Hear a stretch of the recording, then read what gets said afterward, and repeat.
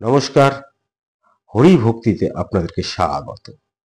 আজকে আমরা কথা বলবো মহামন্ত্র ধ্বনি হরে কৃষ্ণ নিয়ে। হরে কৃষ্ণ ধ্বনির মাহাত্ম্য কি, এইটি আমরা খুঁজে নেওয়ার চেষ্টা করব আমাদের আজকের আলোচনায়। এবং অবশ্যই আপনার কমেন্ট সেকশনে জানান আপনারা এই হরে কৃষ্ণ মহাধ্বনিটি কি উচ্চারণ করেন, করলে কখন করেন। আর আমাদের আজকের পর্বে যারা নতুন, অবশ্যই আপনারা আমাদের চ্যানেলটি সাবস্ক্রাইব করে ফেলুন, কারণ আমরা প্রত্যেক দিন আমাদের এই মহান সনাতন হিন্দু ধর্মের কোনো না কোনো বিষয় নিয়ে কথা বলি, আলোচনা করি। এই সবেরই নোটিফিকেশন যেমন আপনি পেয়ে যাবেন, ঠিক তেমনই আমরা ভীষণভাবে উৎসাহিত হই। আর সেই উৎসাহকে পাথেয় করেই আজকে আমরা কথা বলবো হরে কৃষ্ণ এই মহামন্ত্র মহাধ্বনিটি। দেখুন, এই যে আমরা পড়ি হরে কৃষ্ণ, এই মন্ত্রটি কি, কিরকম, একে কি বলা হয়? এইটি হচ্ছে হরে কৃষ্ণ কৃষ্ণ কৃষ্ণ হরে হরে। আর তারপরেই হয় হরে রাম রাম রাম হরে হরে। এটি একটি মহামন্ত্র। এই মহামন্ত্র হরিনাম মহামন্ত্র নামে এটি পরিচিত। বিশেষ করে যারা বৈষ্ণব ধর্মে দীক্ষিত বা বৈষ্ণব ধর্মে বিশ্বাসী, তাদের কাছে কিন্তু এই মন্ত্রটি খুবই গুরুত্বপূর্ণ। এবং মনে করা হয় যে কলিযুগে আমাদেরকে মুক্তি দিতে পারে একমাত্র এই মন্ত্রটি।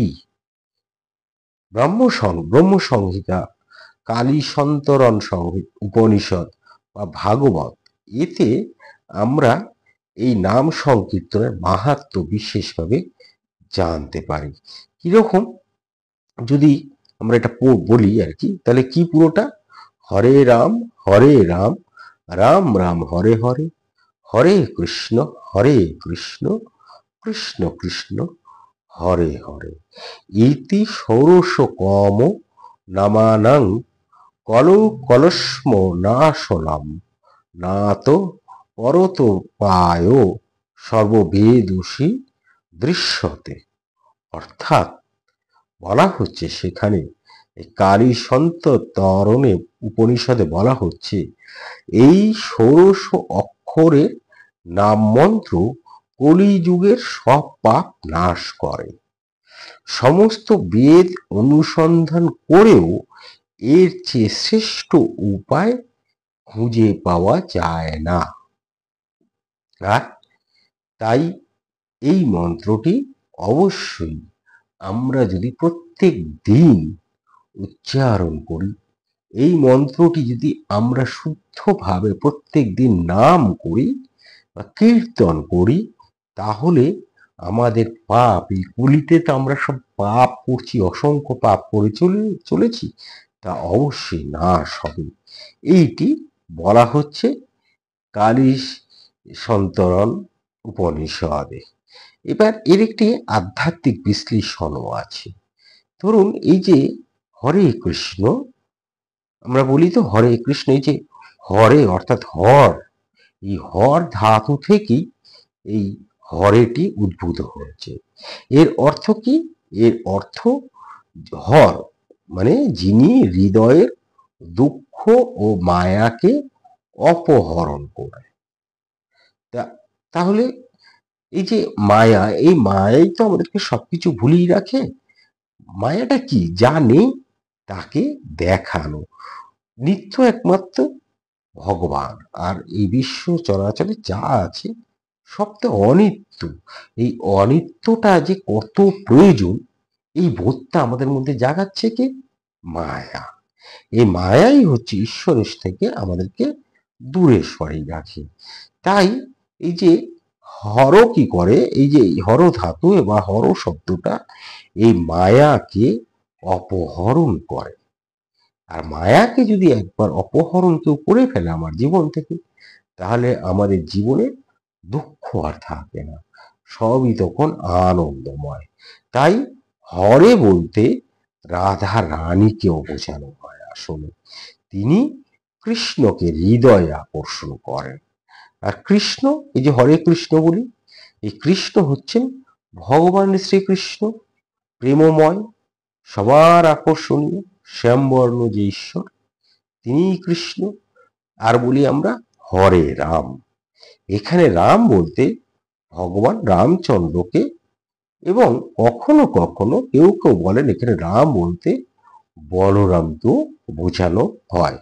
অর্থাৎ সেই কে কি বলছে, কেউ বলছেন রাম, কেউ বলছেন বলরাম, এটি বোঝানো হয়।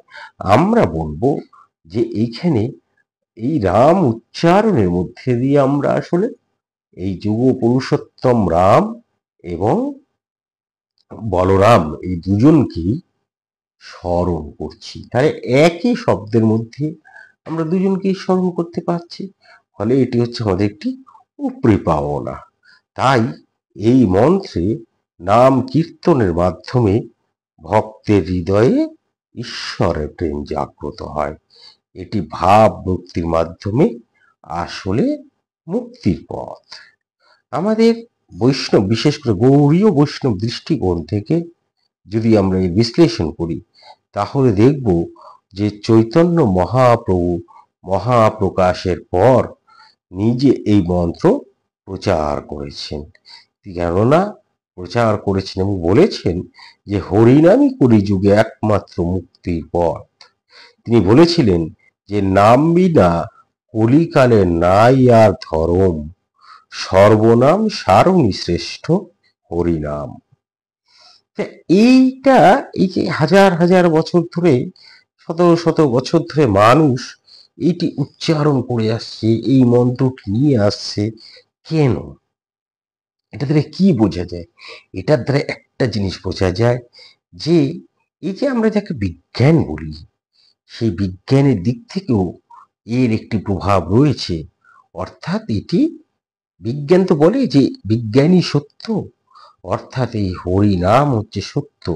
আর যা সত্য তা তো টিকে থাকবেই, তা কখনো হারিয়ে যাবে না।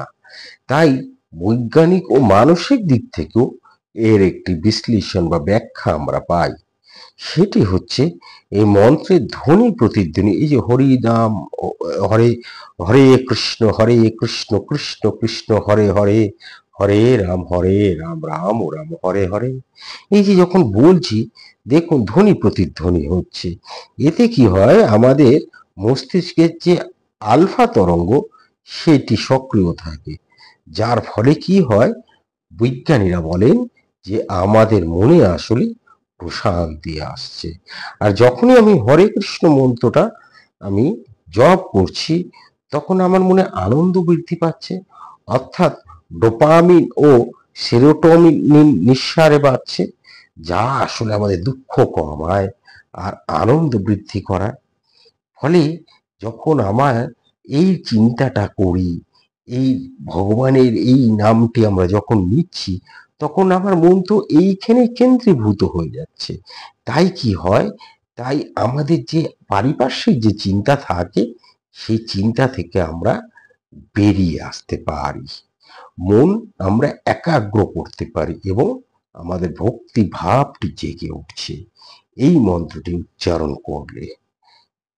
তাই ভক্তি আন্দোলনে সংকীর্তনের মাধ্যমেই আমাদের এই পরিবেশ পবিত্র হয়ে ওঠে, সকল যা খারাপ, যা নষ্ট, যা অসৎ তা দূর হয়।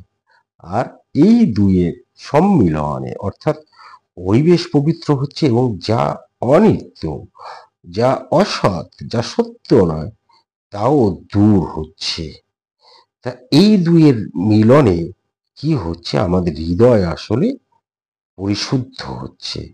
তাই শেষে একটি কথা আপনাদেরকে আমি বলতে পারি যে হরে কৃষ্ণ ধ্বনি, এই ধ্বনি কিন্তু কেবলমাত্র একটি মন্ত্র নয়, এটি আসলে এক দেব ভাষা, এক আত্মিক শক্তির উৎস, যা আসলে আপনাকে আপনার আত্মার সঙ্গে ঈশ্বরের সংযোগ ঘটাতে সহায়তা করে।